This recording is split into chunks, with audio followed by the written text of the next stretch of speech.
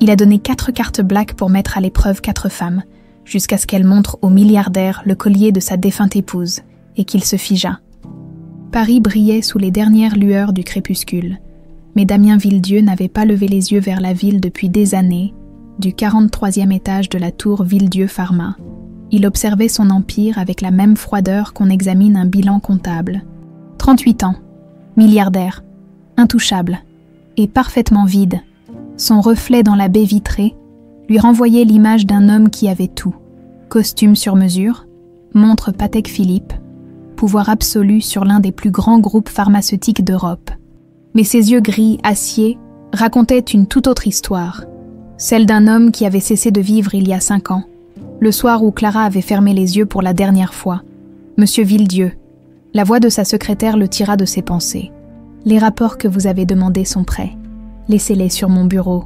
Sa voix était glaciale, comme toujours. Personne dans cette tour ne l'avait jamais entendu rire. Personne ne savait que cet homme avait déjà su ce qu'était la joie, l'insouciance, l'amour fou. Clara avait emporté tout ça avec elle dans cette voiture, ce soir de septembre où le destin avait décidé de lui arracher le cœur. Damien ferma les yeux. Malgré lui, le souvenir s'imposa, aussi net que s'il datait d'hier. Damien, c'est magnifique. Clara avait ouvert l'écrin, et ses yeux s'étaient illuminés comme ceux d'une enfant.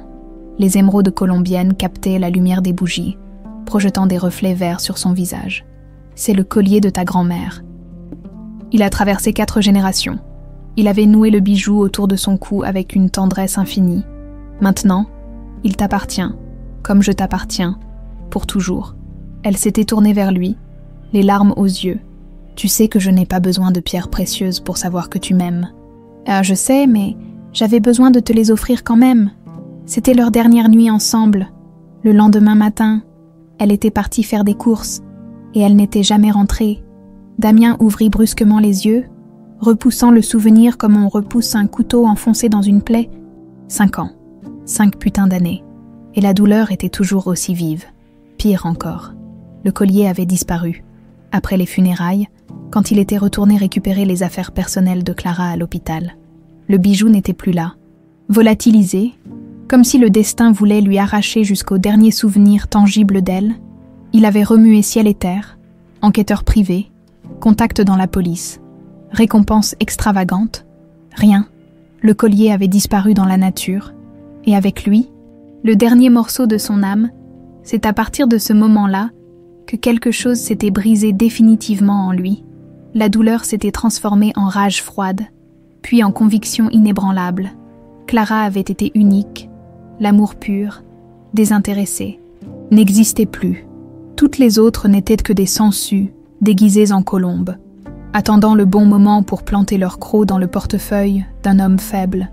Damien s'approcha de son bureau et ouvrit un dossier épais, des photos de femmes, 4 femmes, très différentes, mais avec un point commun. Elles étaient toutes dans une situation financière précaire. « Tu veux me prouver que j'ai tort, Clara ?» murmura-t-il au vide. « D'accord, je vais te le prouver, moi. » L'idée lui était venue il y a 3 semaines, lors d'une insomnie particulièrement violente, un test, une expérience scientifique appliquée aux relations humaines, 4 femmes, 4 profils, un seul objectif, leur donner accès à une fortune illimitée pendant 1 semaine et observer, pas de conditions, pas de limites, juste la nature humaine dans toute sa cupidité. Il avait engagé une équipe d'investigateurs privés discrets, les meilleurs, ceux qui pouvaient fouiller une vie entière sans laisser de traces. Les critères étaient simples, des femmes en difficulté financière, mais avec des backgrounds différents. Il voulait un échantillon représentatif, une étude de marché sur l'âme humaine. Le premier dossier montrait une blonde aux yeux clairs, Violette Karadec, 29 ans, aspirante actrice, 3 auditions par semaine, 0 contrat depuis 2 ans, compte en banque à sec, dettes qui s'accumulaient, rêves qui s'étiolaient. Le deuxième, Élodie Marais, 32 ans, ex-influenceuse. Ses sponsors l'avaient lâchée après un scandale sur les réseaux sociaux. Elle, qui avait connu les soirées VIP et les voyages en jet privé, vivait maintenant dans un studio miteux du 19e arrondissement. Regardant ses anciennes photos comme on regarde un paradis perdu, le 3e dossier était celui de Sylvie Monclerc, 41 ans, professeure de lycée, divorcée, endettée après une séparation houleuse, elle élevait seule ses 2 enfants. L'investigateur avait noté « intelligente, calculatrice, très probablement la plus dangereuse des 4 ». Damien sourit froidement. Oui, Sylvie serait intéressante à observer. Le 4e dossier? Il l'ouvrit avec moins d'attention. Renée Lambert, 28 ans, infirmière. L'investigateur avait fait un excellent travail de recherche en fouillant dans les archives anciennes du domaine Villedieu, la propriété familiale où Clara et lui passaient leurs étés. Il avait retrouvé le nom d'Eugénie Lambert, une infirmière privée qui avait soigné Clara pendant... Damien fronça les sourcils. Il ne se souvenait pas bien de cette période. Les derniers jours de Clara, il ne les avait pas supportés. Il restait planté devant l'hôpital, incapable d'entrer. Effondré, quelqu'un s'était occupé d'elle quand lui-même en était incapable. Une infirmière, Eugénie, elle était décédée 2 ans plus tôt, mais elle avait une fille, Renée. L'investigateur avait proposé son nom avec une note. Ironie du sort, une infirmière qui a soigné des mourants saurait peut-être mieux que quiconque profiter d'une aubaine financière. Damien referma le dossier. Parfait. Une infirmière apporterait une dimension supplémentaire à l'expérience. Les gens aimaient croire que le personnel médical était noble, désintéressé. Il allait leur prouver le contraire. Le plan était simple. Chaque femme recevrait une carte bancaire noire, sans plafond, liée à l'un de ses comptes. Un homme en costume anonyme la leur remettrait avec un message vague sur une bourse d'aide ou un bénéfacteur anonyme. Ensuite, ils n'auraient qu'à observer les relevés bancaires, les caméras de surveillance dans les boutiques de luxe, les réseaux sociaux, tout était déjà en place. Dans 1 semaine, il aurait sa réponse. Dans 1 semaine, il pourrait enfin tourner la page, convaincu que Clara avait été une anomalie, un miracle qui ne se reproduirait jamais, et il pourrait continuer à vivre, ou plutôt à exister, dans sa tour d'ivoire glacée, à l'abri de toute illusion. Son téléphone vibra, un message de l'investigateur en chef. Tout est prêt, les cartes seront remises demain matin. Autorisation de lancement. Damien regarda une dernière fois la photo de Clara sur son bureau, la seule qu'il gardait encore.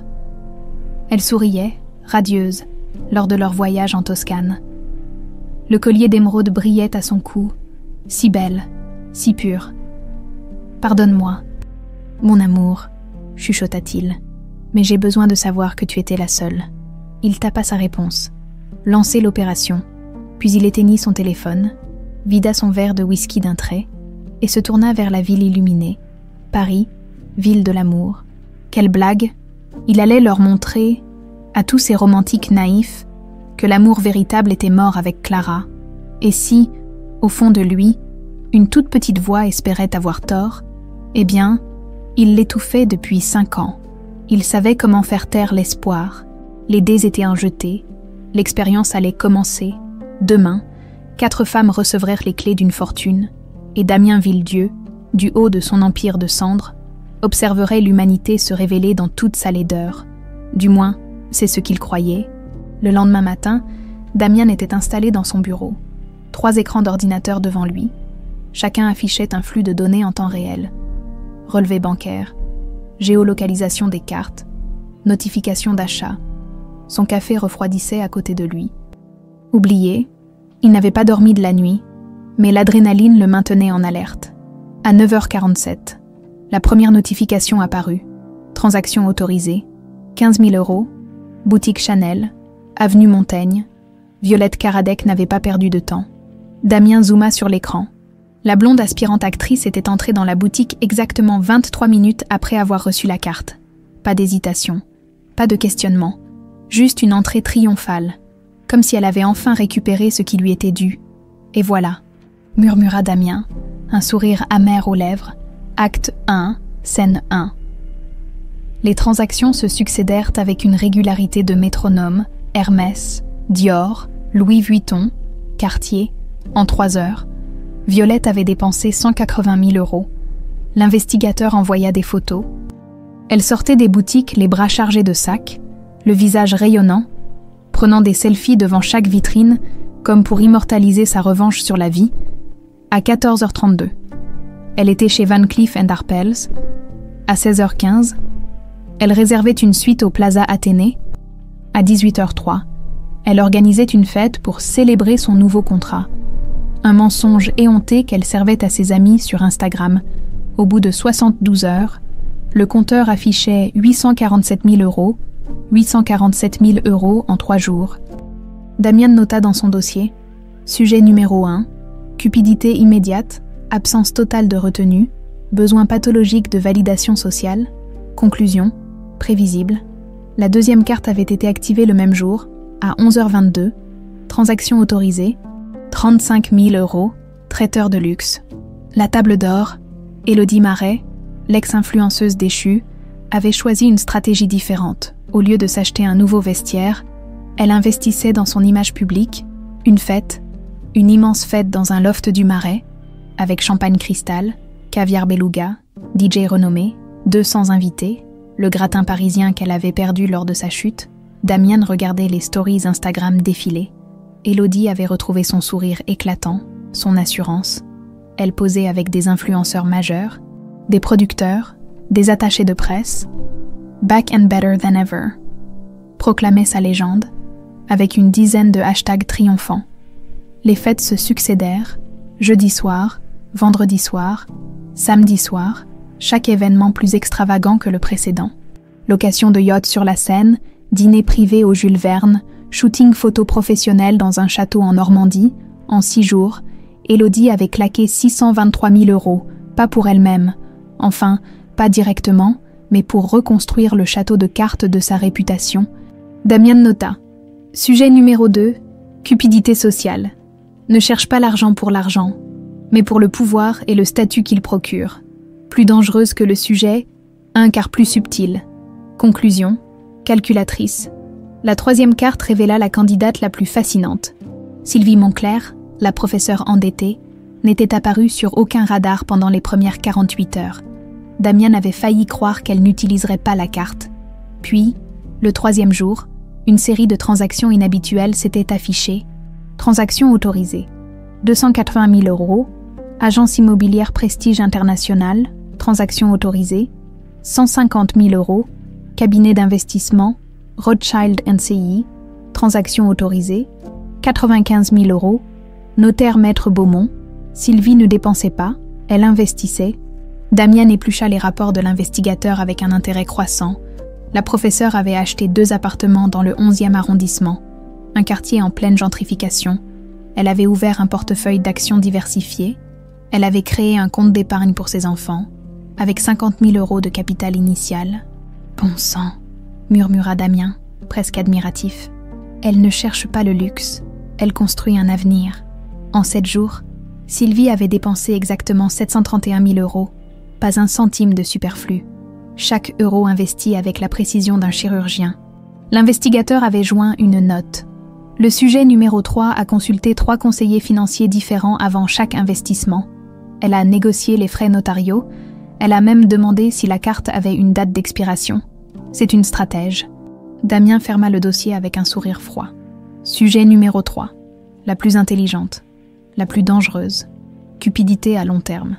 Ne cherche pas la satisfaction immédiate, mais la sécurité financière permanente. Si elle avait été en couple avec un homme riche, elle aurait été le genre à planifier le divorce dès le mariage. Conclusion. Prédatrice rationnelle. 3 femmes, 3 stratégies, 3 confirmations de sa théorie. Il ne restait plus que la 4e.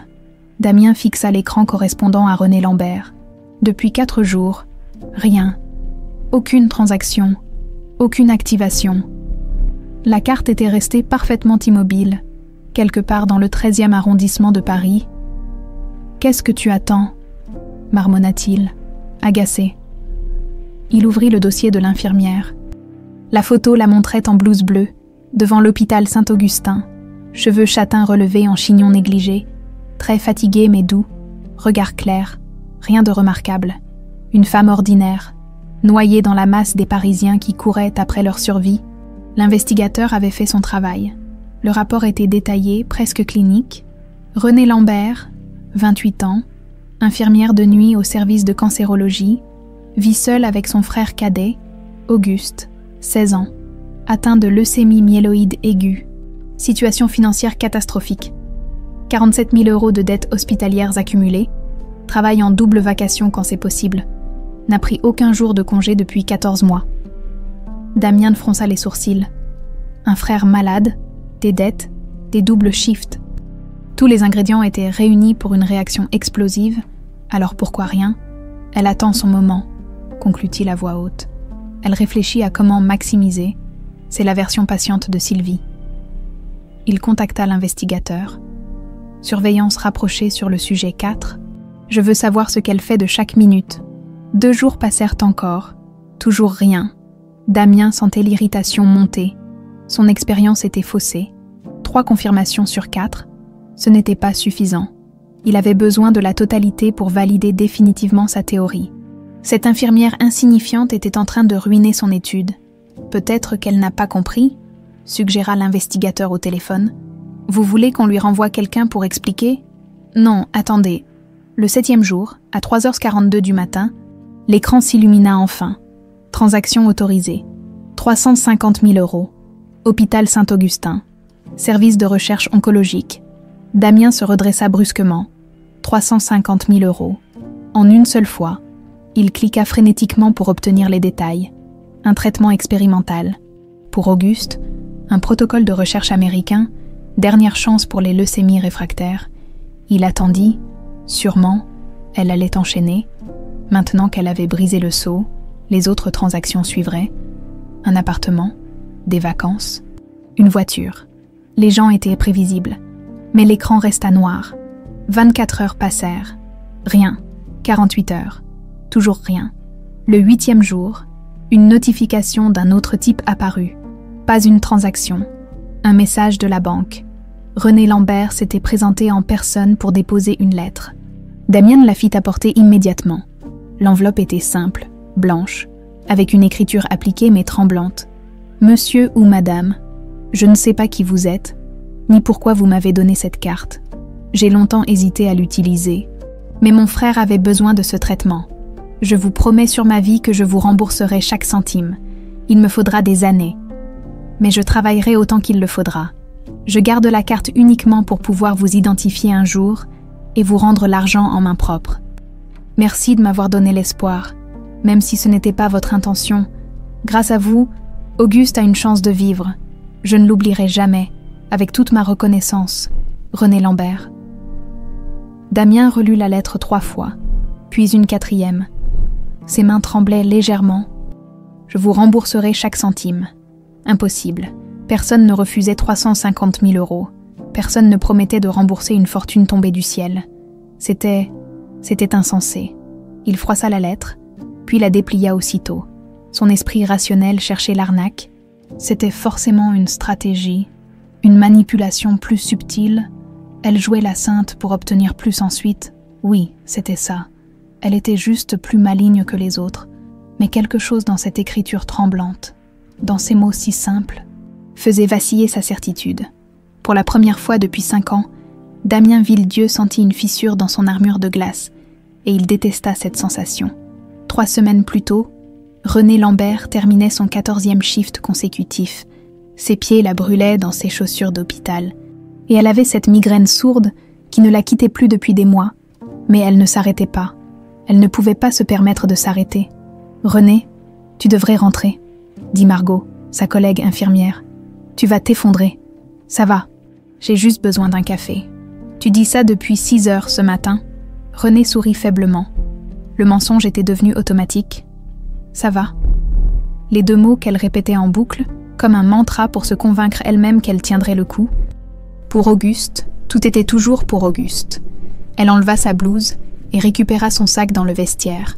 À travers le tissu usé, elle sentait les contours familiers de son portefeuille presque vide, de son téléphone aux messages de créanciers non lus, de la petite photo froissée d'Auguste, et elle, prise avant la maladie, avant que leur mère ne meure, en les laissant seuls face à l'impossible. Le trajet en métro jusqu'à leur appartement du 13e durait 35 minutes. 35 minutes où elle pouvait fermer les yeux et faire semblant de ne pas exister. 35 minutes de répit avant d'affronter la réalité. Un frère de 16 ans qui se battait contre une leucémie. Des factures qui s'empilaient comme des pierres tombales. et un avenir qui ressemblait de plus en plus à une impasse. En ouvrant la porte de l'appartement, elle trouva Auguste allongé sur le canapé, pâle comme un linge, regardant le plafond avec cette expression qu'elle redoutait, celle de quelqu'un qui abandonne. « Salut, petit frère ». Elle s'assit à côté de lui, caressant doucement ses cheveux devenus rares à cause de la chimio. « Comment tu te sens ?» Fatiguée. Sa voix était à peine un murmure. Le médecin a appelé. Le cœur de René se serra. Et « Le traitement ne fonctionne pas, René. Mon corps ne répond plus. » Il tourna la tête vers elle. Et ses yeux qui lui ressemblaient tant, étaient remplis d'une tristesse trop lourde pour un adolescent. Il a parlé de soins palliatifs. Le monde de René bascula. Soins palliatifs. Le mot qu'on utilise quand on abandonne, quand on se contente de rendre la mort confortable. Non, sa voix était ferme, mais ses mains tremblaient. Il existe d'autres options. Il doit y avoir autre chose. Il y a ce protocole américain dont il a parlé, un truc expérimental. Auguste détourna le regard. Mais tu sais combien ça coûte. On n'a même pas de quoi payer le loyer du mois prochain. 350 000 €. C'était le chiffre que le médecin avait prononcé avec des excuses dans la voix, comme si l'argent était un détail insignifiant. Pour certains, peut-être, pour René, c'était l'équivalent de 15 ans de salaire. Autant dire la lune, je vais trouver une solution, promit-elle, la gorge serrée. Je te le jure, Auguste, tu ne vas pas mourir. Pas maintenant, pas comme ça. Mais en regardant les factures étalées sur la table, elle ne savait pas comment elle tiendrait cette promesse. Le lendemain matin, après un shift de nuit particulièrement éprouvant, René rentrait chez elle quand un homme en costume gris l'aborda devant son immeuble. « Mademoiselle Lambert ?» Elle se figea. Les créanciers envoyaient maintenant des gens à domicile. « Écoutez, je sais que j'ai du retard, mais je paie ce que je peux. Il faut juste me laisser du temps. Je ne suis pas un créancier. » L'homme lui tendit une enveloppe épaisse. « Je représente un bénéfacteur anonyme. Ceci est pour vous. » René regarda l'enveloppe sans la prendre. « C'est quoi cette histoire ? Une bourse d'aide pour les professionnels de santé exemplaires. Vous avez été sélectionné. » Il poussa l'enveloppe dans ses mains. « À l'intérieur, vous trouverez une carte bancaire. Utilisez-la comme bon vous semble. » « Attendez, je ne comprends pas. » Mais l'homme était déjà reparti, avalé par la foule matinale du métro Tolbiac. Dans l'enveloppe, il y avait effectivement une carte noire, lourde, avec juste son nom gravé dessus, aucun logo de banque, aucune explication supplémentaire, juste un numéro de téléphone de contact au dos. René remonta chez elle, le cœur battant. C'était forcément une erreur, ou pire, une arnaque. Elle laissa la carte sur la table de la cuisine et essaya de l'oublier. Mais Auguste l'avait vue. C'est quoi ? Je ne sais pas. Probablement une blague stupide. Ou peut-être un miracle. Il avait cette lueur d'espoir dans les yeux. Celle qui lui brisait le cœur parce qu'elle savait combien les miracles étaient rares. Tu devrais vérifier. Auguste, s'il te plaît, juste vérifie. Qu'est-ce qu'on a à perdre ? Tout, pensa René. On a tout à perdre. Parce que l'espoir, quand il s'effondre, fait plus mal que l'absence d'espoir. Mais elle composa quand même le numéro. Une voix professionnelle répondit. « Service client carte privilège. Comment puis-je vous aider ? J'ai reçu cette carte. Je pense qu'il y a une erreur. Votre nom, s'il vous plaît. René Lambert. » Un silence. Des clics de clavier. « Pas d'erreur, mademoiselle Lambert. La carte est bien à votre nom. Vous pouvez l'utiliser sans plafond. » René faillit lâcher le téléphone. « Sans plafond. C'est exact. Y a-t-il autre chose ? Qui est le bénéfacteur ? Anonyme. Comme indiqué. Bonne journée. » La ligne coupa. René resta planté là, la carte dans une main, le téléphone dans l'autre, incapable de bouger, sans plafond. Les mots résonnaient dans sa tête comme une promesse impossible. Alors, Auguste s'était levé, appuyé contre le mur, tremblant d'épuisement et d'espoir. « Ils disent que c'est vrai. René, » sa voix se brisa. « Ça veut dire... Non. » Elle secoua la tête violemment. « On ne peut pas.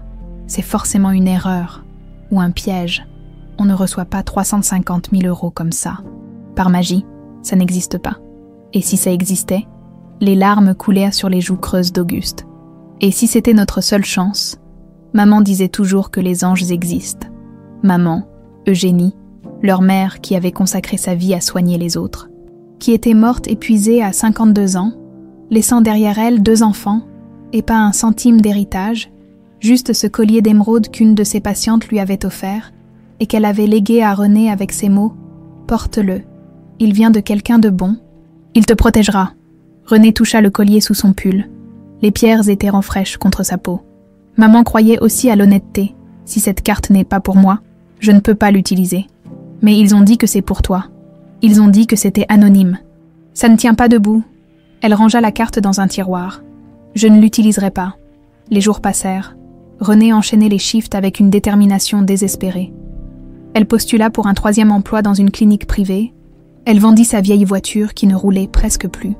Elle appela des associations caritatives, supplia pour des délais de paiement, mais les chiffres ne mentaient pas, même en travaillant jusqu'à s'écrouler, même en ne mangeant plus qu'un repas par jour, elle n'atteindrait jamais 350 000 €. Pas à temps. Auguste s'affaiblissait. Chaque matin. Il était plus pâle, plus fragile. Les médecins parlèrent de semaines, peut-être un mois. Le protocole américain était leur dernière carte. Mais cette carte coûtait une fortune, que René ne possédait pas. Une nuit.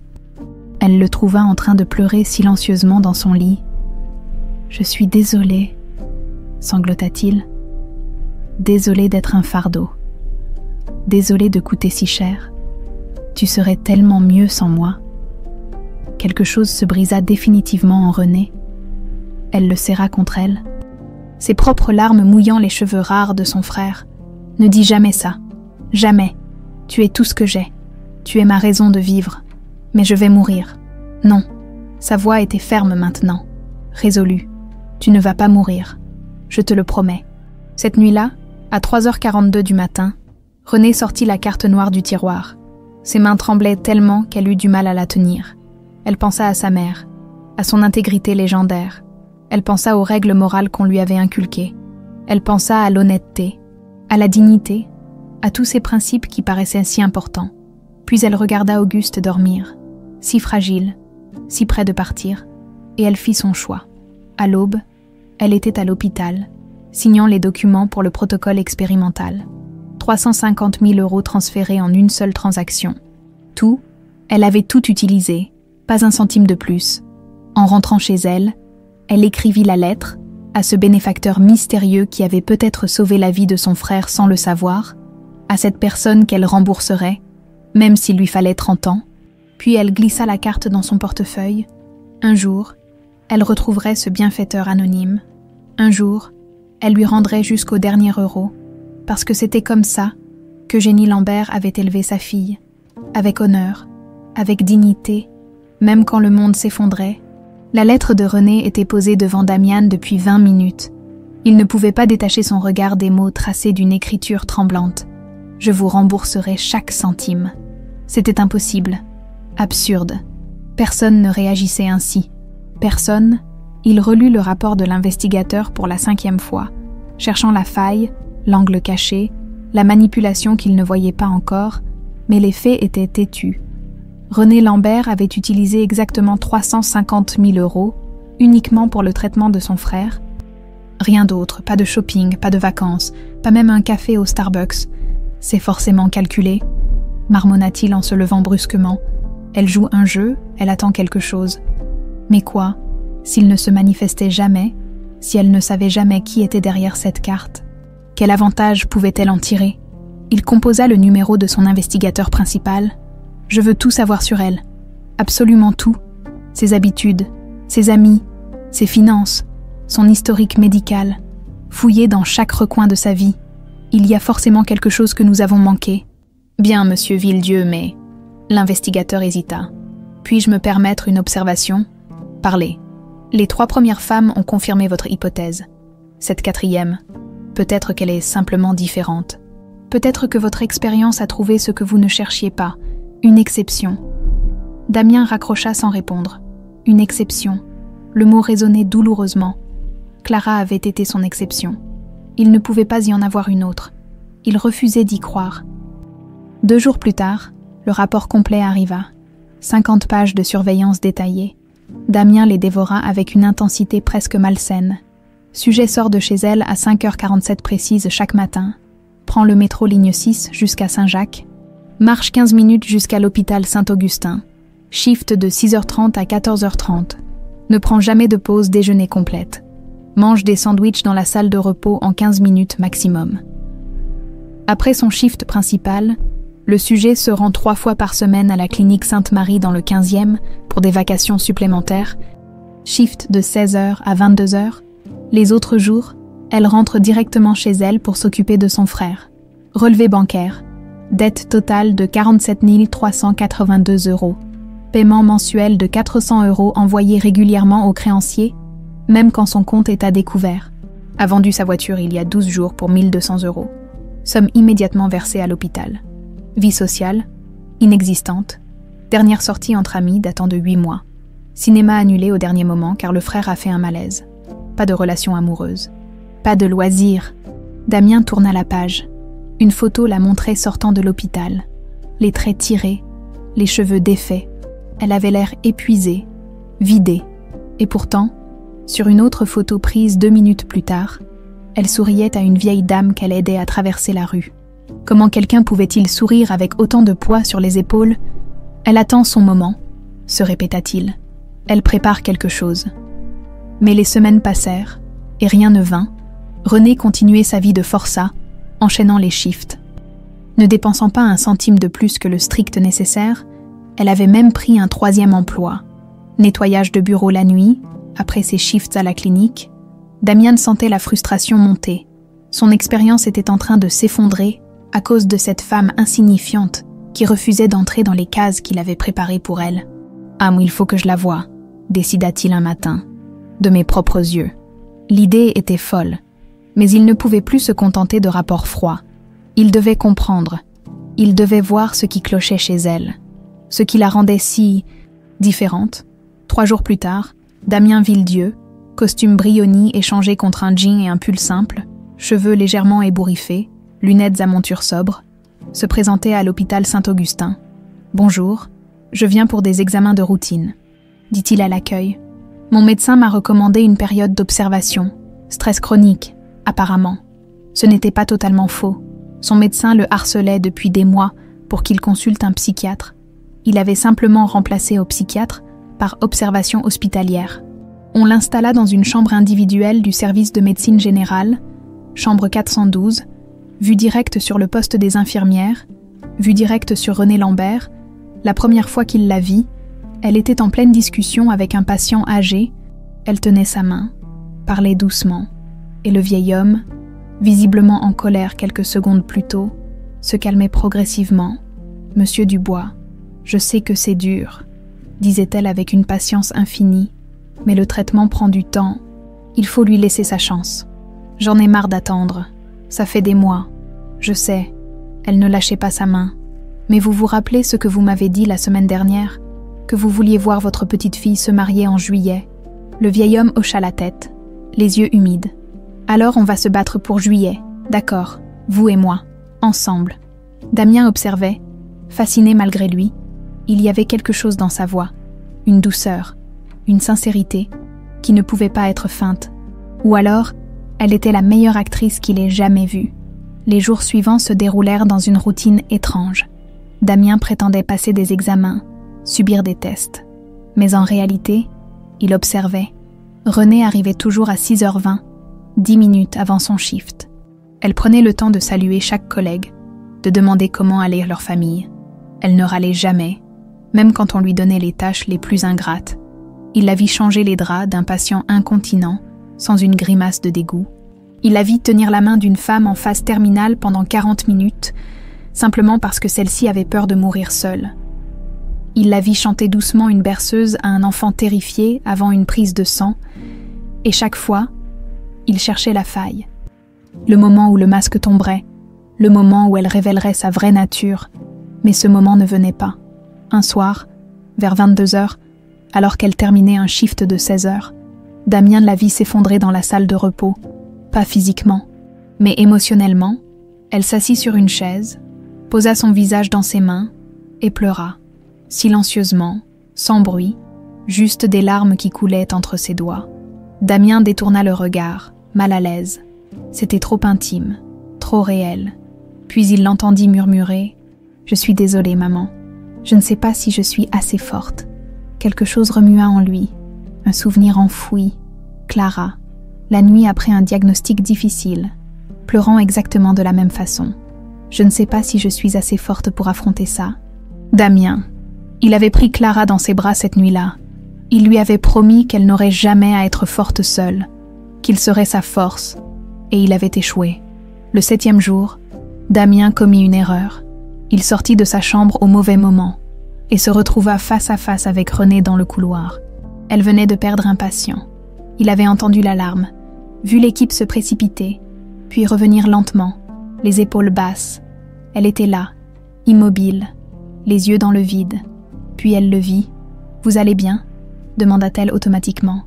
Malgré son propre état, Damien voulut répondre quelque chose de neutre, de distant. Mais les mots qui sortiraient furent autres. « Je viens de voir quelqu'un mourir. Enfin, je veux dire, j'ai entendu, c'est jamais facile. » termina-t-elle doucement. Elle s'approcha et s'assit sur une chaise dans le couloir. Même après des années, il s'assit à côté d'elle. Il ne savait pas pourquoi. Il aurait dû retourner dans sa chambre, maintenir son rôle. Mais quelque chose dans sa voix, dans son épuisement visible, l'en empêchait. « Vous perdez souvent des patients ?» demanda-t-il. « Plus souvent que je ne voudrais. » Elle regarda ses mains. « Mon frère est malade, cancer. Je sais ce que c'est. De l'autre côté, de regarder quelqu'un qu'on aime s'éteindre petit à petit, et ça ne vous donne pas envie de tout abandonner ?» Elle tourna la tête vers lui, surprise par la question. « Pourquoi j'abandonnerais ? Parce que c'est dur, parce que c'est injuste, parce que... » Il s'arrêta, réalisant qu'il parlait de lui-même. Parce que parfois, continuer fait plus mal que d'arrêter. Renée le regarda longuement, comme si elle voyait quelque chose en lui que personne d'autre ne voyait. On n'a pas le choix de continuer ou d'arrêter, on a juste le choix de comment on continue. Et vous avez choisi comment ? De faire de mon mieux, chaque jour, même quand c'est impossible. Elle se leva. Parce que si j'abandonne, qu'est-ce qui reste ? Elle retourna vers le poste des infirmières, laissant Damien seul dans ce couloir froid. Ces mots résonnaient dans sa tête. On a juste le choix de comment on continue. Depuis 5 ans, il n'avait pas continué. Il avait juste existé, figé dans sa douleur, transformé en statue de glace. Cette nuit-là, pour la première fois depuis la mort de Clara, Damien Villedieu pleura, pas pour sa femme, mais pour lui-même, pour l'homme qu'il était devenu, pour cette expérience cruelle qu'il avait menée, pour cette infirmière épuisée qui lui avait montré, sans le savoir, tout ce qu'il avait perdu. Les jours suivants se déroulèrent dans une étrange routine. Damien prolongeait son séjour à l'hôpital sous prétexte d'examens complémentaires, mais en réalité, il ne pouvait plus partir. Quelque chose le retenait, quelque chose qu'il n'osait pas nommer. Il observait Renée, chaque geste, chaque mot, chaque sourire fatigué. Et plus il l'observait, plus un sentiment dérangeant grandissait en lui. Elle lui rappelait Clara, pas physiquement. Clara était blonde aux yeux bleus, élégante même en jean. Renée avait des cheveux châtains toujours attachés à la va-vite, des cernes permanents, une beauté discrète enfouie sous l'épuisement. Non, ce n'était pas ça. C'était dans la façon dont elle touchait les patients. Clara faisait exactement ce geste, cette main posée délicatement sur l'épaule, ce regard qui disait « Je suis là ». Vous n'êtes pas seul. C'était dans sa voix aussi, cette douceur particulière quand elle parlait aux enfants malades. Un matin, Damien la vit dans la chambre d'en face, au chevet d'une petite fille de 7 ans qui pleurait avant une ponction lombaire. L'enfant était terrorisé, agrippé à son ours en peluche. « Tu sais quoi ?» dit Renée en s'agenouillant près du lit. « Quand j'avais ton âge, j'avais peur des piqûres aussi. Vraiment, vraiment.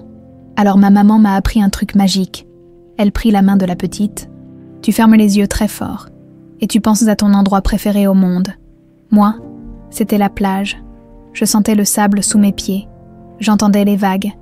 Et quand je rouvrais les yeux, c'était déjà fini. Ça marche vraiment. Je te promets. Et si tu veux, je reste avec toi.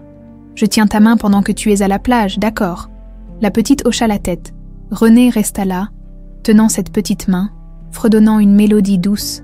Quand la procédure fut terminée, l'enfant souriait presque. Damien avait le cœur serré. Clara faisait ça, exactement ça. Elle chantait pour les enfants malades dans les hôpitaux qu'ils visitaient ensemble lors des campagnes caritatives de Villedieu Pharma. Cette même berceuse, ce même sourire rassurant. Les enfants ont besoin qu'on leur rappelle que le monde n'est pas que douleur, disait Clara. Ils ont besoin de magie, même dans les pires moments. Il quitta l'encadrement de la porte et retourna dans sa chambre, bouleversé. Comment cette femme, cette parfaite inconnue, pouvait-elle avoir tant de points communs avec Clara? C'était comme si le destin se moquait de lui, lui envoyant un écho de ce qu'il avait perdu. L'après-midi même, il la croisa au distributeur de café. Elle semblait encore plus épuisée que d'habitude. Ses mains tremblèrent légèrement en insérant sa monnaie. « Vous devriez dormir au lieu de boire du café », dit-il avant de pouvoir se retenir. Elle sursauta, puis sourit faiblement. « C'est ce que tout le monde me dit, mais dormir, c'est un luxe que je ne peux pas me permettre. À cause de votre frère. » Son visage se ferma légèrement. « Vous avez entendu parler? Les murs des hôpitaux parlent. » Il s'appuya contre le mur. « Il va mieux. » René récupéra son café, hésita, puis décida visiblement de répondre. « Il a commencé un nouveau traitement. Expérimental. C'est notre dernière chance. » Sa voix se brisa presque imperceptiblement. « Mais il a des effets secondaires terribles. Parfois, je me demande si je n'ai pas fait le mauvais choix, si je ne le fais pas souffrir pour rien. Vous auriez préféré le laisser mourir sans essayer ?»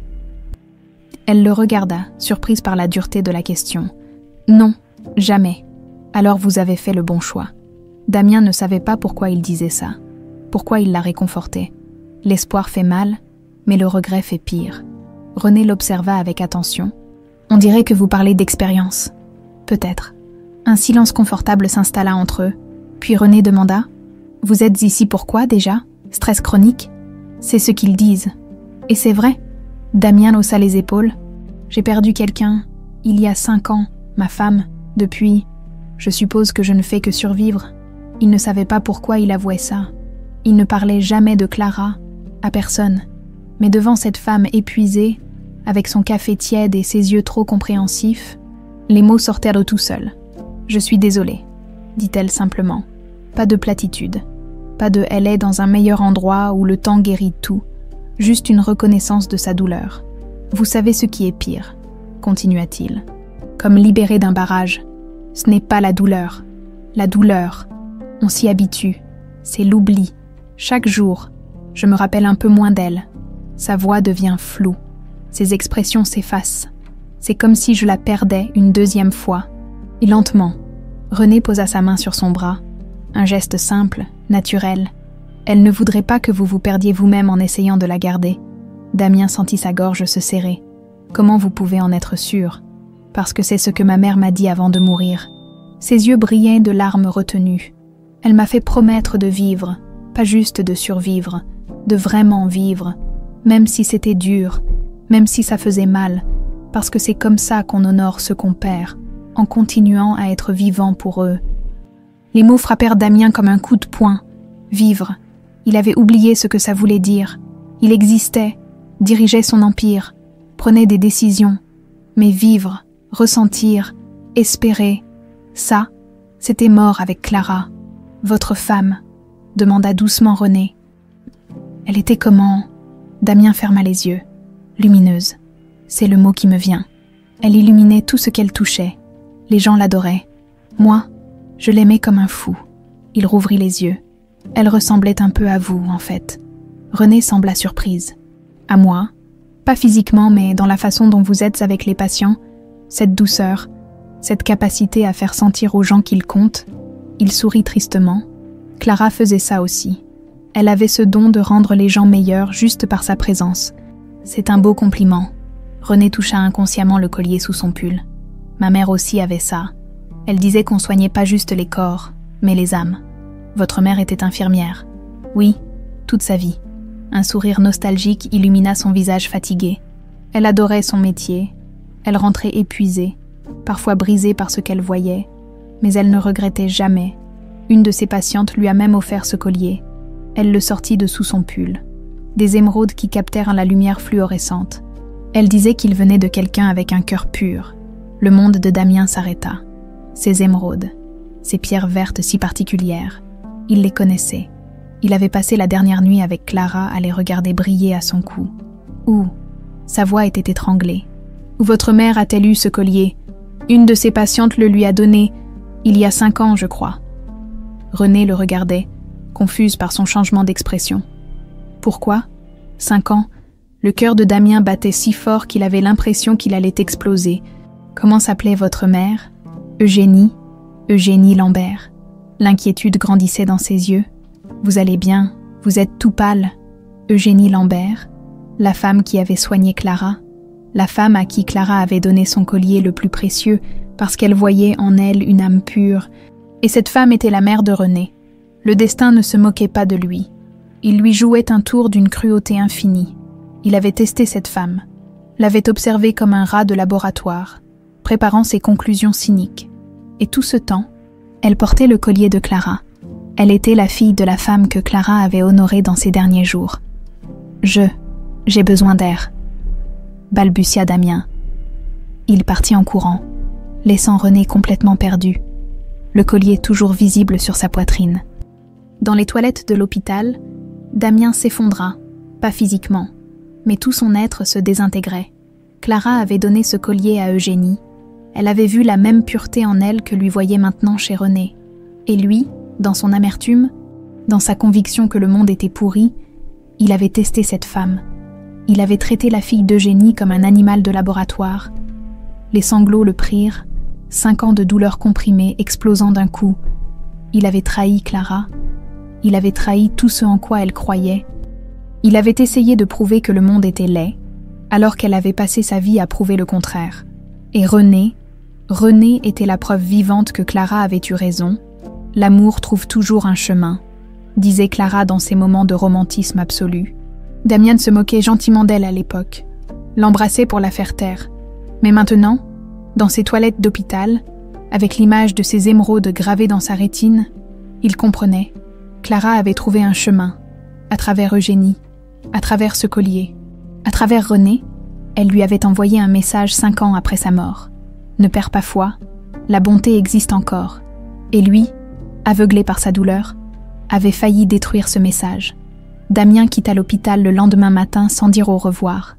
Il ne pouvait plus rester. Chaque fois qu'il croisait René, il voyait le collier. Chaque fois qu'il voyait le collier, il pensait à Clara. Et chaque fois qu'il pensait à Clara, la culpabilité le dévorait un peu plus. De retour dans son bureau, il essaya de reprendre sa vie d'avant. Réunion, décision, bilan, mais rien ne fonctionnait. Les chiffres n'avaient plus de sens. Les contrats le laissaient indifférent. Son empire lui semblait soudain vide, froid, aussi mort que son cœur l'avait été pendant 5 ans.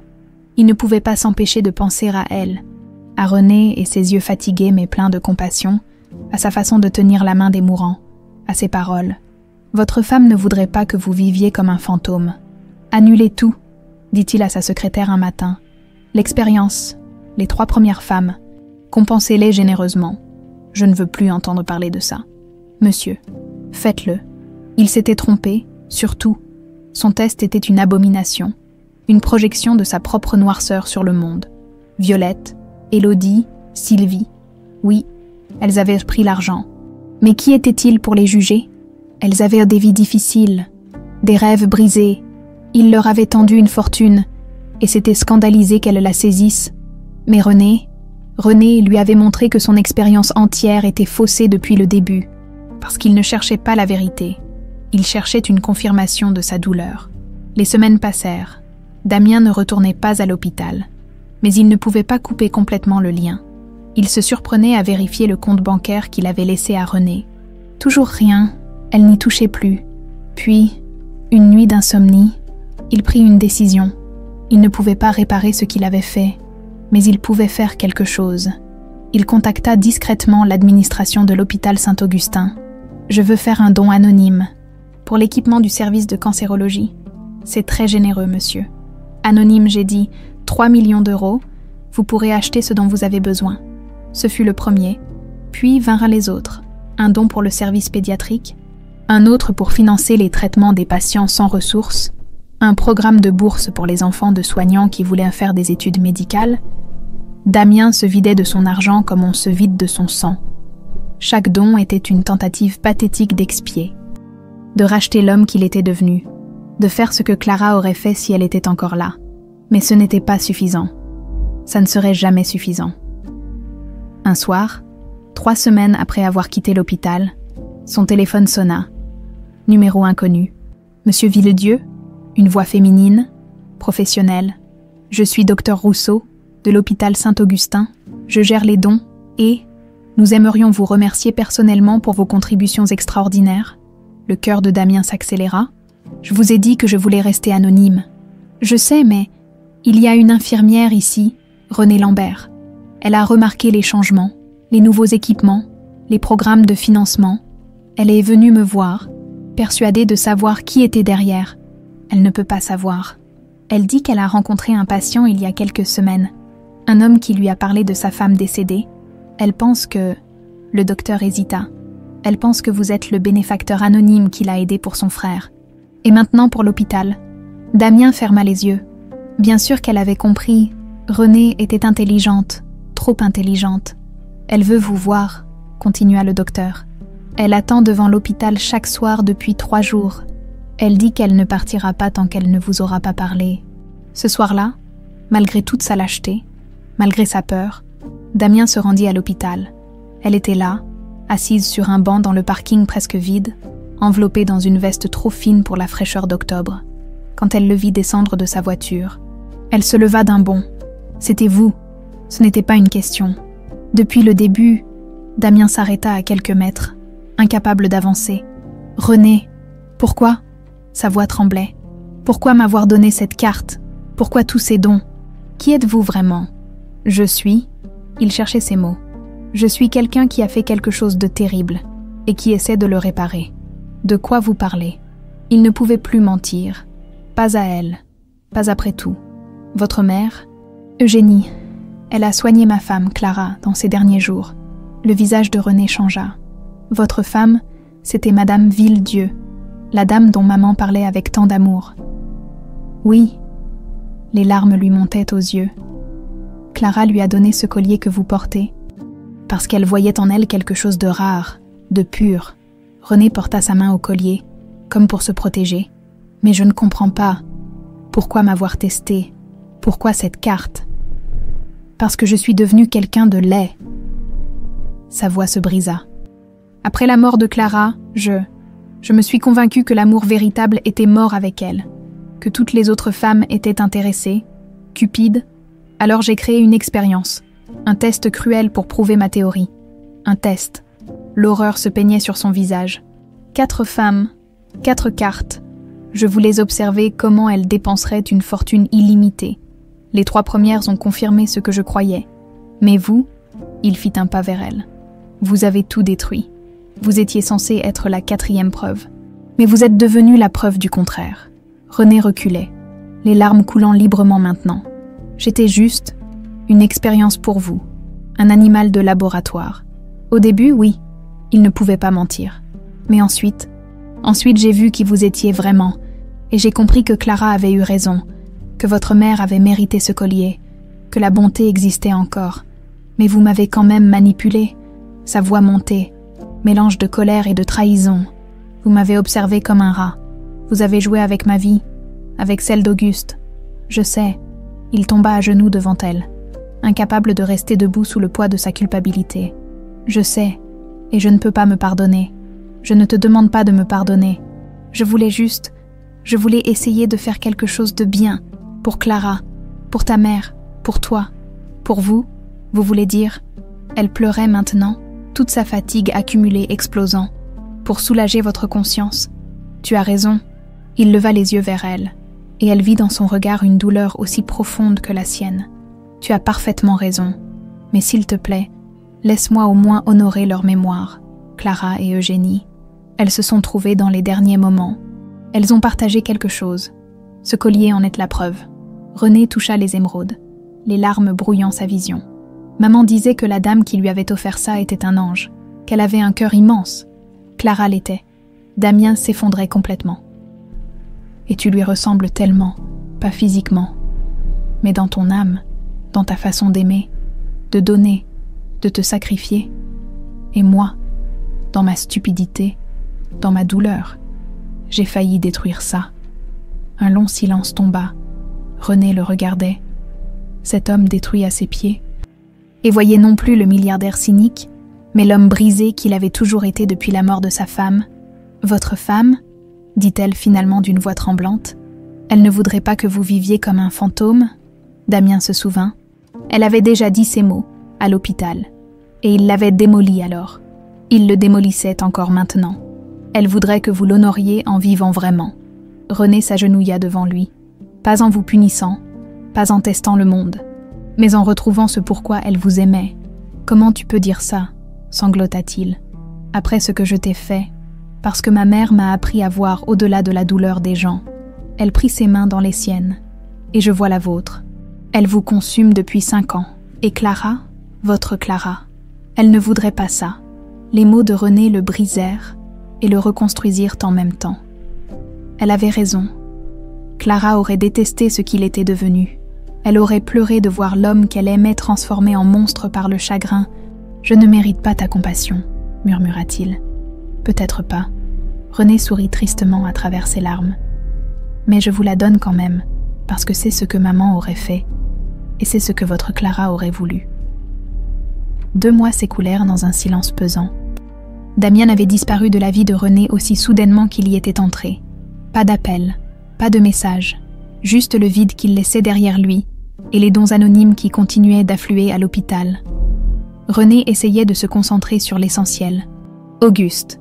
Le traitement expérimental fonctionnait, lentement, douloureusement, mais il fonctionnait. Les analyses sanguines s'amélioraient. Les médecins parlaient maintenant de rémission possible au lieu de soins palliatifs. C'était un miracle. Le miracle que Damien Villedieu avait rendu possible avec son test cruel. Cette pensée la hantait. Comment haïr quelqu'un qui avait sauvé son frère? Comment pardonner quelqu'un qui l'avait traité comme un rat de laboratoire? Tu penses encore à lui? Dit Auguste un soir, alors qu'ils dînaient dans leur petit appartement. Mais à qui? À l'homme qui nous a aidés. Auguste avait repris des couleurs, ses cheveux repoussés doucement. Celui qui te fait regarder par la fenêtre comme si tu attendais quelque chose. René posa sa fourchette. C'est compliqué. Il t'a fait du mal. Non, oui, je ne sais pas. Elle soupira. Il a fait quelque chose de terrible, mais pour de mauvaises raisons qui semblèrent bonnes dans sa tête. Et maintenant, il essaie de réparer. Maman disait toujours qu'on juge pas les gens sur leurs erreurs, mais sur ce qu'ils en font après, la sagesse d'Eugénie, transmise à travers son fils. René sourit tristement. Maman était meilleure que nous. Peut-être qu'elle voudrait que tu lui donnes une chance, à cet homme. Mais René ne savait pas si elle en était capable. La trahison faisait encore trop mal, ce qui la poussa finalement à agir. Ce ne fut pas le pardon, ce fut la dette. Avec le 2e emploi qu'elle avait pris à la clinique privée et les économies drastiques qu'elle s'imposait, René avait réussi à mettre de côté 15 000 € en 2 mois. Une goutte d'eau face aux 350 000 qu'elle devait. Mais c'était un début. Son honneur exigeait qu'elle rembourse. Sa fierté exigeait qu'elle regarde Damien Villedieu dans les yeux et lui montre qu'elle n'était pas une mendiante. Elle fit des recherches. Villedieu Pharma, tour ultramoderne dans le quartier d'affaires de la Défense, empire pharmaceutique, milliards d'euros de chiffre d'affaires, influence internationale. Damien Villedieu était l'un des hommes les plus puissants de France. Et elle, Renée Lambert, infirmière endettée du 13e arrondissement, allait marcher dans son bureau et exiger de le voir. L'idée était ridicule, mais elle le fit quand même. Un jeudi après-midi, après son shift, elle se présenta à la réception de la tour Villedieu. Le hall était impressionnant. Marbre, acier, art contemporain.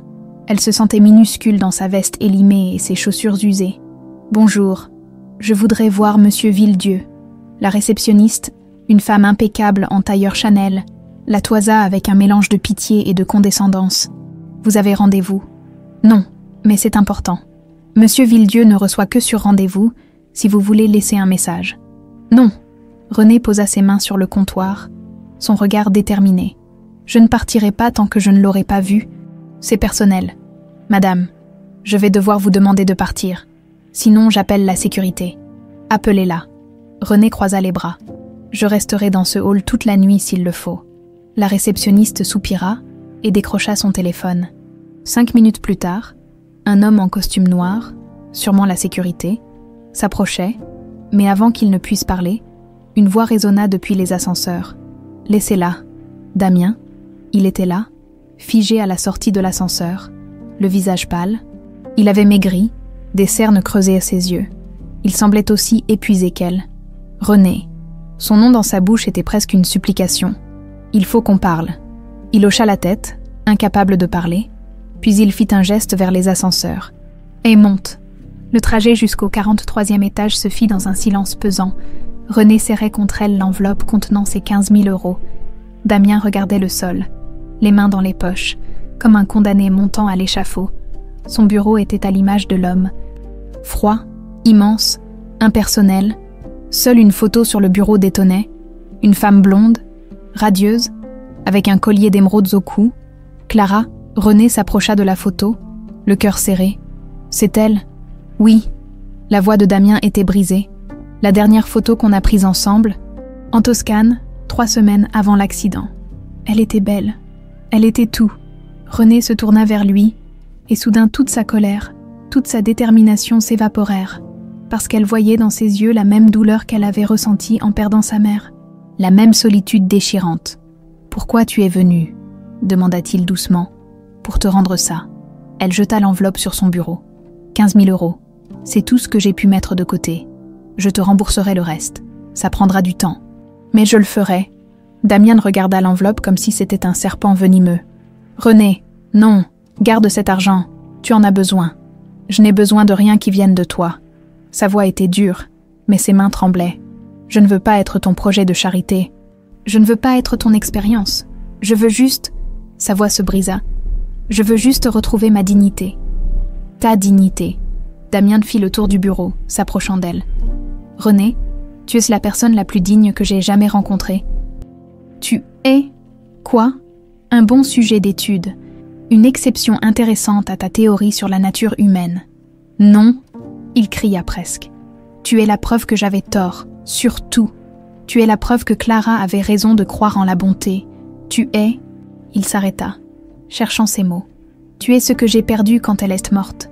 L'espoir, la foi, la capacité de croire que le monde peut être beau. » Les larmes montèrent aux yeux de René. « Tu ne peux pas dire ça. Tu ne peux pas me dire ça après ce que tu as fait. » « Je sais. » Il tomba à genoux devant elle, exactement comme dans le parking de l'hôpital. « Je sais que je ne mérite pas ton pardon. Je sais que j'ai détruit quelque chose entre nous avant même que ça puisse exister. Mais s'il te plaît, laisse-moi au moins t'expliquer. » « M'expliquer quoi ? Comment tu as décidé de jouer avec ma vie ? Comment tu m'as espionné ? Comment tu as transformé la chose la plus terrifiante de ma vie, sauver Auguste, en une putain d'expérience scientifique. Oui, il pleurait maintenant, sans retenue. Oui, tout ça, parce que j'étais brisée, parce que j'étais tellement perdue dans ma douleur que je ne voyais plus rien d'autre, parce que j'avais besoin de prouver que Clara était unique, que l'amour que j'avais perdu ne reviendrait jamais. Et tu as décidé que j'étais le cobaye parfait ? Non. Il leva les yeux vers elle, et elle vit quelque chose qui ressemblait à de la panique. Enfin, au début, oui, mais tu n'étais pas censé être... Toi, tu n'étais pas censé être réelle, bonne, pure. Il prit sa main, et elle ne la retira pas. Tu n'étais pas censé me montrer que ma femme m'avait laissé un message à travers ta mère et ce collier. René sentit quelque chose tomber de son cou. Le collier, il avait glissé dessous son pull. Les émeraudes se balançant entre eux comme un pont entre deux mondes, le visage de Damien changea. Il fixa les pierres avec une intensité qui faisait peur. Puis, lentement, il tendit la main et toucha le collier, ses doigts tremblant violemment. « C'est impossible, » murmura-t-il. « C'est... quoi ? Ce collier ?» Sa voix n'était plus qu'un souffle. « Ce n'est pas juste un collier, c'est le collier. Le collier de famille Villedieu. Celui que j'ai offert à Clara notre dernière nuit ensemble. Celui qui a disparu après sa mort. » Le monde bascula. René porta sa main au collier, comme pour se protéger. « Non, c'est celui que ta femme a donné à ma mère. Tu l'as dit toi-même. »« Oui, mais je ne savais pas. » Il éclata en sanglots incontrôlables. « Je ne savais pas que c'était celui-là. Le collier que j'ai cherché pendant 5 ans. Le dernier morceau d'elle qui me restait, et il était là, avec toi, depuis le début. » René reculait, sous le choc. « Tu veux dire que... tu portes l'héritage de ma femme ?» Il riait et pleurait en même temps. « Au bord de l'hystérie, Clara l'a donné à ta mère. Ta mère te l'a légué. Et 5 ans plus tard, je te teste comme une criminelle alors que tu portais son dernier cadeau contre ton cœur. » La cruauté cosmique de la situation les frappa tous les deux simultanément. Le destin n'était pas cruel, il était sadique. C'est pour ça, réalisa René, les larmes coulant librement. C'est pour ça que tu réagissais si bizarrement quand tu l'as vu à l'hôpital. Tu l'avais reconnu, pas consciemment, mais une partie de moi. Oui, il se releva, titubant. Clara aimait dire que l'amour trouve toujours un chemin. Je me moquais d'elle. Je la trouvais trop romantique, trop naïve. Il regarda René avec une intensité déchirante. Mais elle avait raison. Elle t'a trouvé. À travers ta mère, à travers ce collier, elle m'a envoyé un signe. Et moi, dans ma stupidité, j'ai failli tout détruire. Le silence qui suivit était assourdissant. René et Damien se regardaient, le collier suspendu entre eux comme un pont invisible tissé par 2 femmes mortes. L'air du bureau semblait chargé d'électricité, comme si Clara et Eugénie étaient là, témoins silencieux de cette révélation impossible. Elle savait, murmura Damien, la voix brisée. D'une certaine façon, Clara savait. René touchait les émeraudes avec une révérence nouvelle.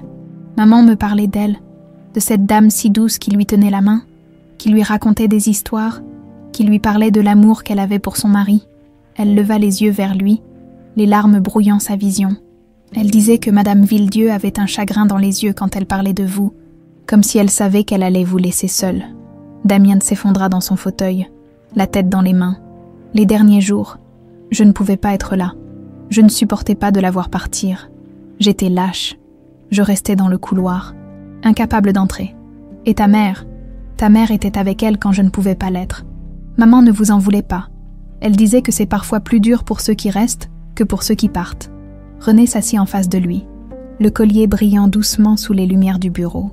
Elle m'a dit que votre femme lui avait fait promettre quelque chose. Damien releva la tête brusquement. Quoi ? De veiller sur vous, de prier pour que vous trouviez la paix. Un sourire triste passa sur les lèvres de René. Maman a prié pour vous chaque soir pendant 2 ans. Jusqu'à sa mort, elle disait qu'elle avait une dette envers Madame Villedieu. Une dette ? La voix de Damien n'était qu'un murmure étranglé. Mais c'est nous qui... Le collier n'était pas juste un cadeau.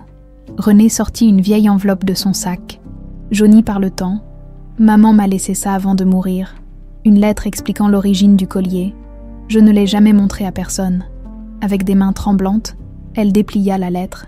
L'écriture d'Eugénie était élégante, appliquée, celle d'une femme qui savait que ses mots survivraient à son dernier souffle. « Ma Renée chérie, si tu lis ces lignes, c'est que je suis partie. Ne pleure pas trop longtemps, mon cœur. La vie est trop courte pour la gaspiller en larmes. Je veux te parler de ce collier. Il vient de quelqu'un d'exceptionnel, Madame Clara Villedieu. Je l'ai soignée dans ces derniers jours. Et jamais je n'oublierai cette femme. Malgré sa douleur, malgré sa peur, elle ne pensait qu'à son mari. Elle m'a raconté leur histoire d'amour. Comment il l'avait sauvée de la solitude. Comment elle l'avait rendue meilleure. Comment ils étaient 2 moitiés d'une même âme. Le dernier soir, elle m'a appelée. Elle avait du mal à respirer. Mais elle a insisté pour me parler. « Eugénie, m'a-t-elle dit, je vais vous confier quelque chose de précieux. Ce collier appartient à ma famille depuis 4 générations. Mais je ne l'emporterai pas dans la tombe. Je veux qu'il aille à quelqu'un qui comprend ce que signifie aimer inconditionnellement. Elle me l'a donné, et j'ai protesté. Mais elle a insisté. Vous avez un cœur pur, m'a-t-elle dit. Je le vois dans vos yeux. Un jour, donnez ce collier à quelqu'un qui en aura besoin, quelqu'un qui aura perdu l'espoir, et rappelez-lui que l'amour ne meurt jamais vraiment. Il trouve juste de nouvelles façons d'exister. Puis elle m'a fait promettre de veiller sur son mari. Damien, il va se perdre sans moi, a-t-elle dit.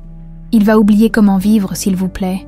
Priez pour qu'il retrouve son chemin, pour qu'il apprenne à aimer de nouveau, parce que c'est ce que je veux pour lui. Pas la solitude, pas le chagrin éternel, mais la vie, l'amour. René, je te donne ce collier aujourd'hui, non pas pour sa valeur, mais pour ce qu'il représente. Un amour qui transcende la mort, un espoir qui traverse les générations, et peut-être, d'une manière que je ne peux pas imaginer, il trouvera son chemin vers quelqu'un qui en aura besoin. Porte-le avec fierté. Tu es mon legs au monde, ma chérie. Et ce collier est le legs de Clara. Ensemble, peut-être que nous changerons quelque chose. Peut-être que nous aiderons quelqu'un à retrouver la lumière. Je t'aime pour toujours. Maman.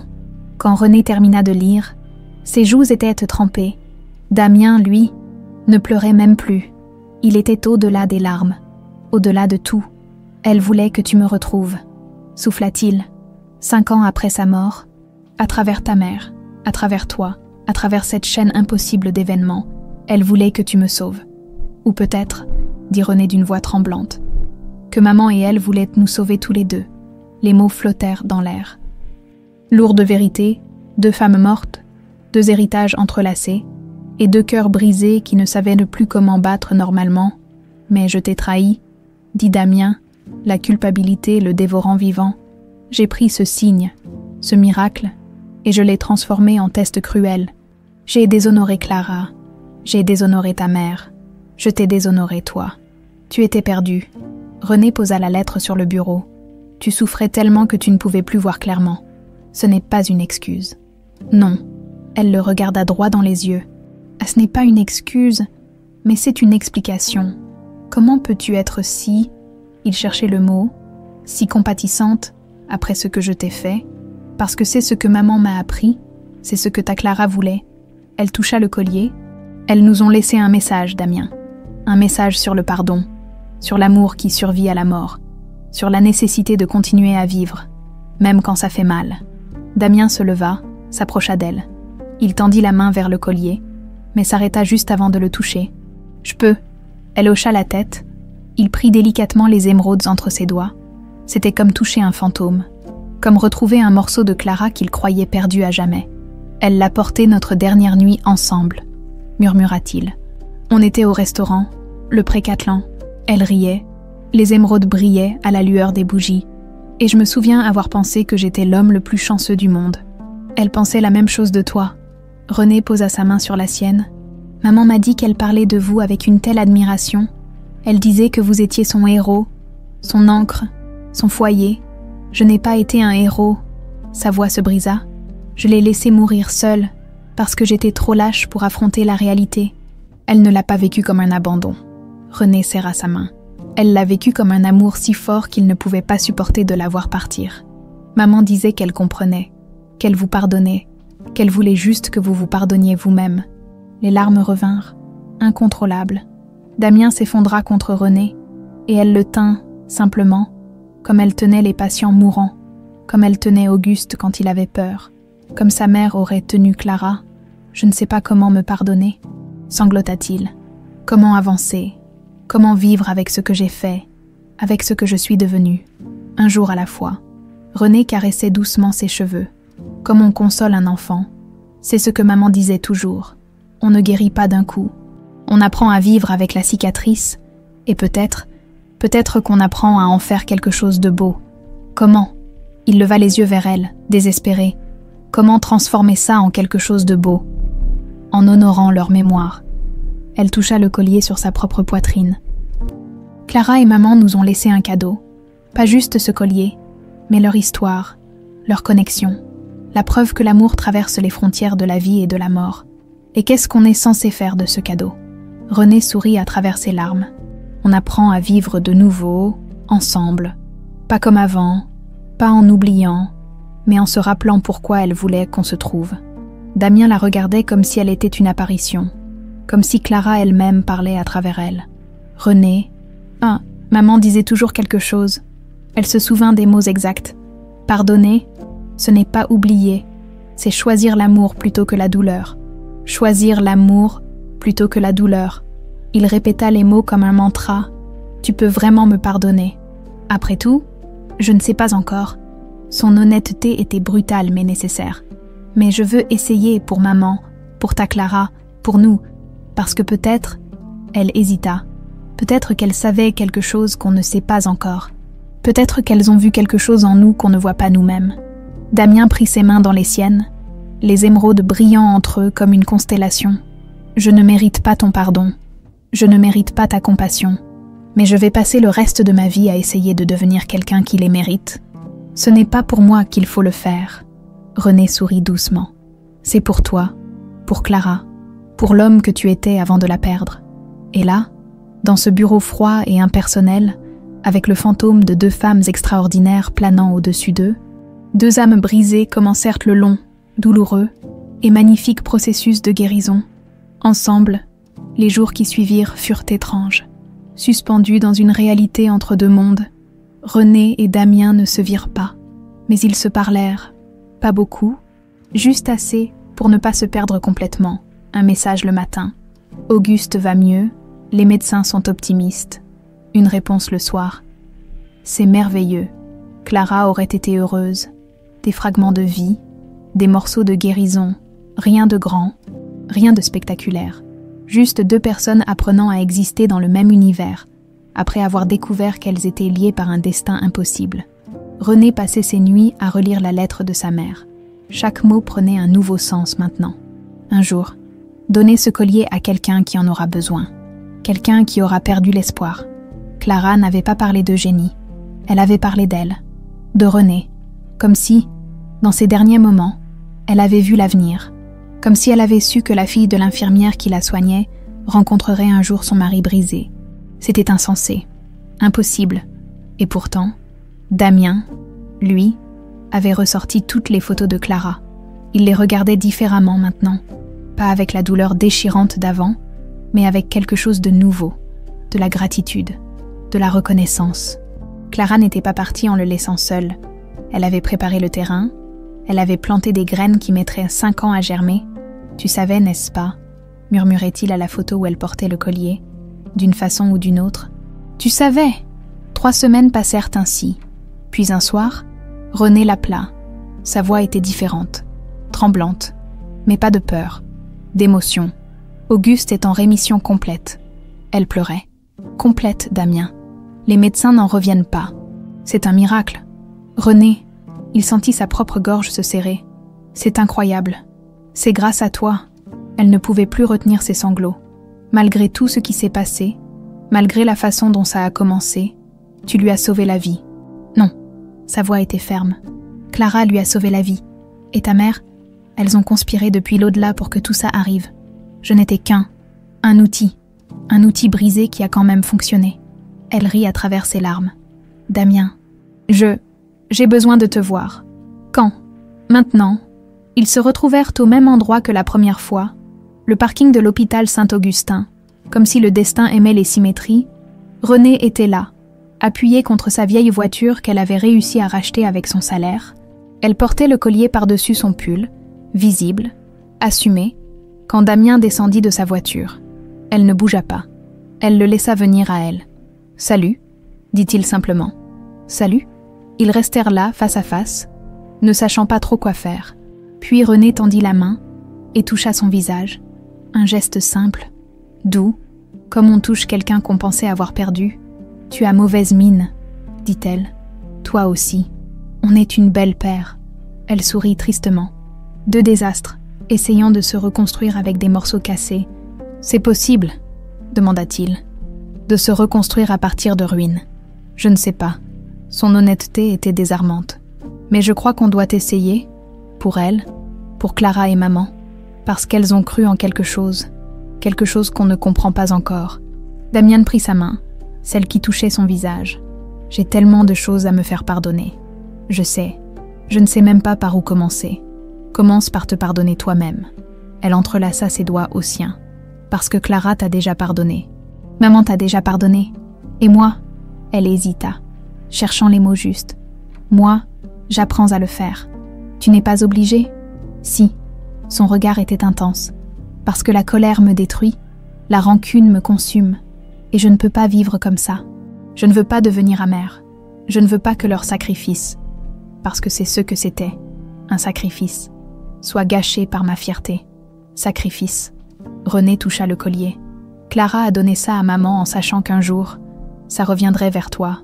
D'une façon ou d'une autre, maman me l'a donné en me disant de le porter jusqu'à ce qu'il trouve son chemin. Elles ont sacrifié leur tranquillité d'esprit, leur repos éternel peut-être, pour tisser ce lien entre nous. Et moi, je devrais le rejeter par orgueil. » Damien la regarda comme si elle venait de dire quelque chose de révolutionnaire. « Tu crois vraiment qu'elles ont fait ça? Qu'elles ont orchestré tout ça? Je ne sais pas ce que je crois. » René haussa les épaules, les larmes coulant silencieusement. « Mais je sais ce que je ressens quand je porte ce collier. J'ai l'impression que maman est là, que ta Clara est là, qu'elle me pousse vers toi, et je peux résister. Je peux me battre contre ça par fierté, où je peux faire confiance. Faire confiance à quoi? À elle, à leur sagesse, à leur amour. Elle posa sa main sur son cœur. Maman disait toujours, « Pardonner, ce n'est pas oublier. C'est choisir l'amour plutôt que la douleur. » Et je choisis, Damien. Je choisis de ne pas laisser ta trahison définir ma vie. Je choisis de voir au-delà, de voir l'homme brisé qui a fait quelque chose de terrible parce qu'il ne savait plus comment vivre. René, il tremblait maintenant. Tu ne sais pas ce que tu dis. Tu ne sais pas ce que ça signifie pour moi d'entendre ça. Oh, si, je sais. Elle prit son autre main, les tenant toutes les deux. Ça signifie que tu peux arrêter de te punir. Ça signifie que Clara ne t'en veut pas, que maman ne t'en veut pas, que moi, sa voix se brisa, que moi, je veux essayer de construire quelque chose. Pas ce qui était, pas un remplacement, mais quelque chose de nouveau, quelque chose qui honore leur mémoire. Les sanglots le prirent sans prévenir. 5 ans de douleur, de culpabilité, de haine de soi explosèrent d'un coup. Il s'effondra, et René le rattrapa. Elle le tint debout, littéralement et métaphoriquement. « Je t'ai fait tellement de mal », pleurait-il contre son épaule. « Comment tu peux même me regarder? Parce que je vois au-delà de ta douleur. » Elle le serrait fort. « Je vois l'homme que Clara aimait, l'homme que tu peux redevenir, et je veux t'aider à le retrouver. » Pourquoi? C'était presque un cri. Pourquoi tu ferais ça? Parce que c'est ce qu'elle voudrait. Sa réponse était simple, évidente. Et parce que... Elle hésita, puis décida de sauter. Parce que quand je suis avec toi, je me sens moins seule, moins brisée, comme si nos morceaux cassés s'emboîtèrent d'une certaine façon. Damien se recula pour la regarder.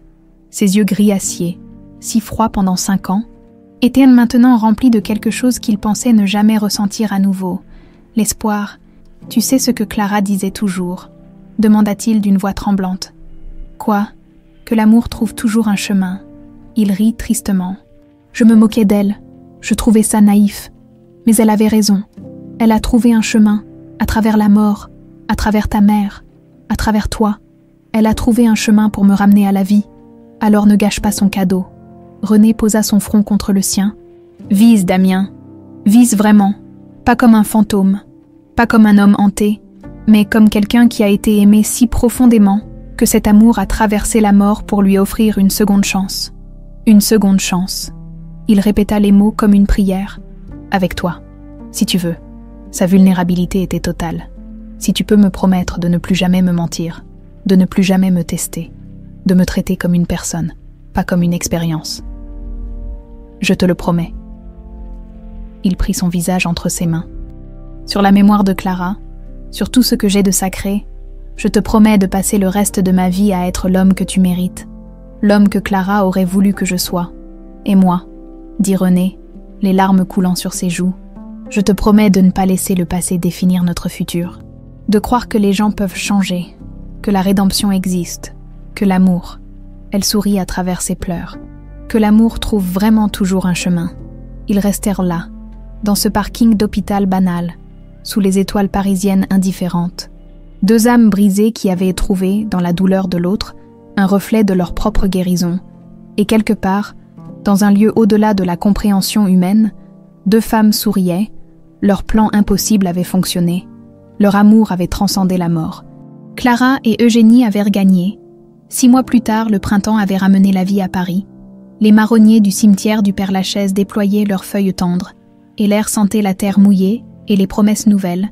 Damien et René marchaient main dans la main entre les tombes, portant chacun un bouquet de pivoines blanches. Les fleurs préférées de Clara et d'Eugénie, ils s'arrêtèrent d'abord devant la tombe de Clara, simple, élégante, à son image.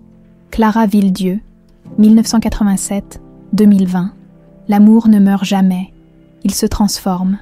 Damien s'agenouilla, déposa les fleurs avec une tendresse infinie.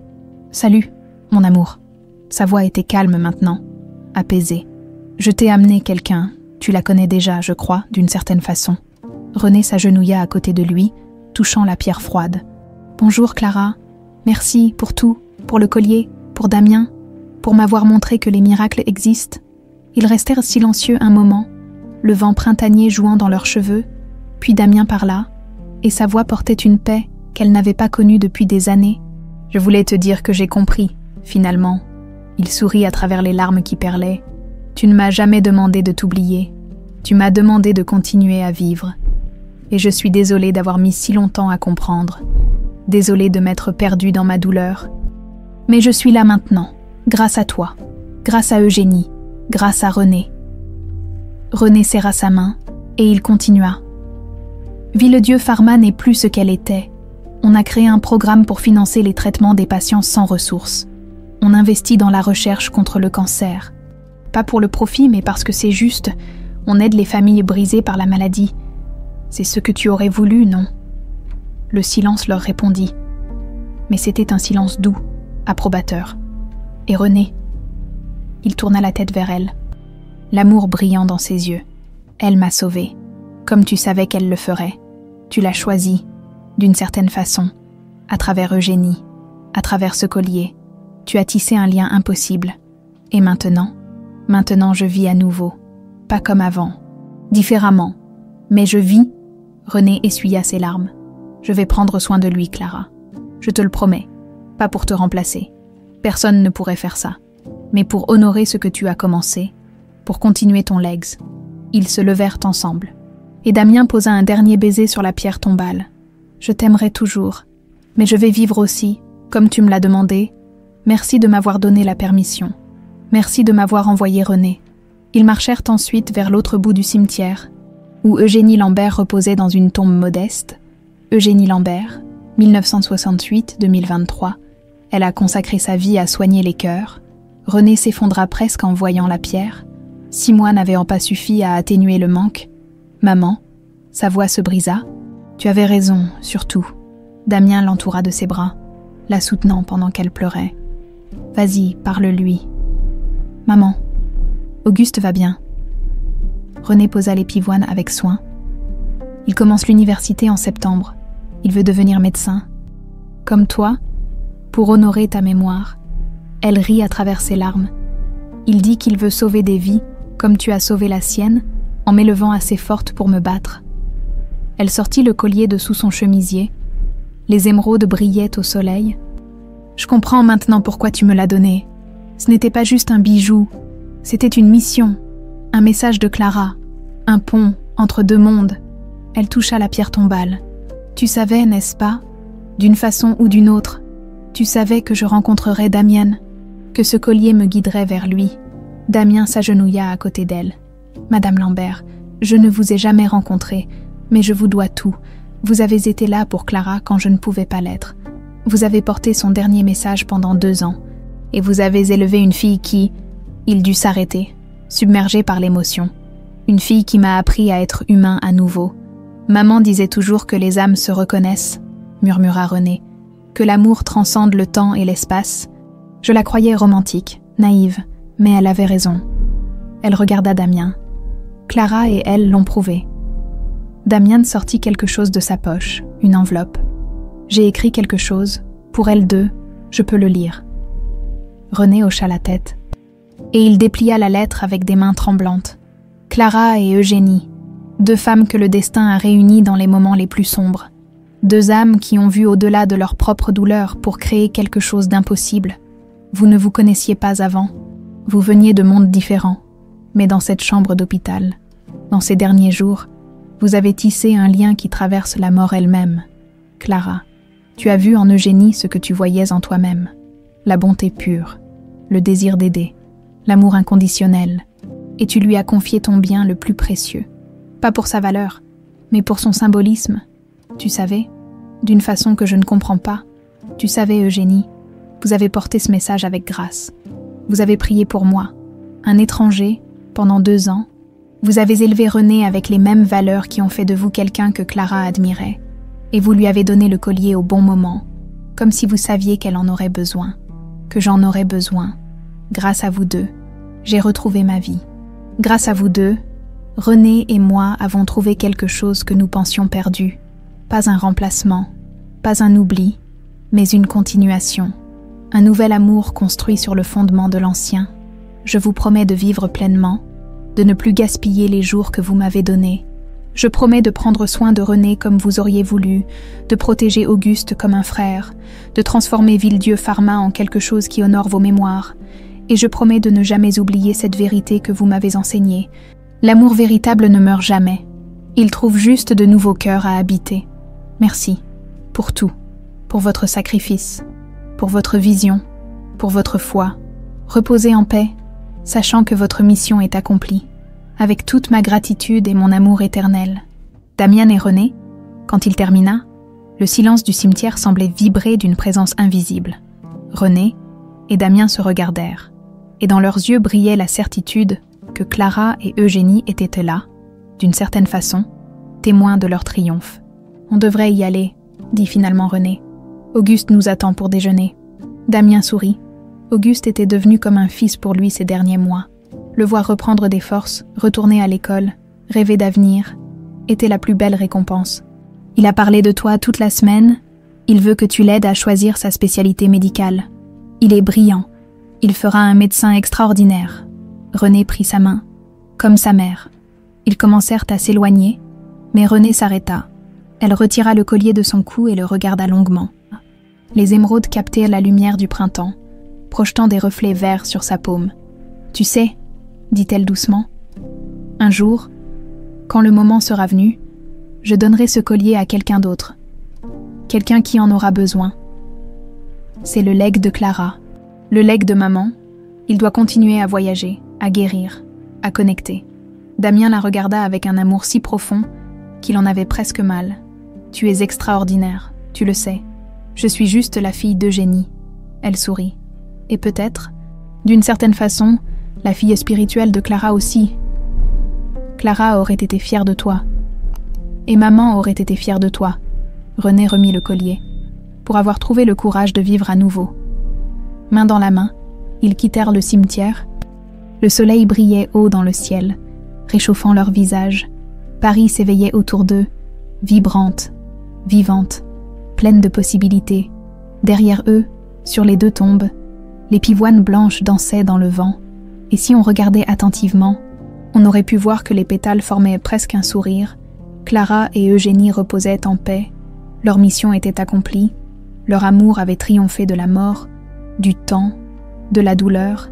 Et quelque part, dans le mystère infini de l'univers, deux âmes se tenaient la main, regardant Damian et René s'éloigner vers leur avenir. « Tu vois » murmura l'esprit de Clara. « Je te l'avais dit, l'amour trouve toujours un chemin. »« Tu avais raison » répondit l'esprit d'Eugénie, comme toujours. Et dans le silence éternel, elle souriait, car l'amour véritable ne meurt jamais. Il se transforme, il voyage, il guérit, il trouve de nouveaux cœurs à habiter,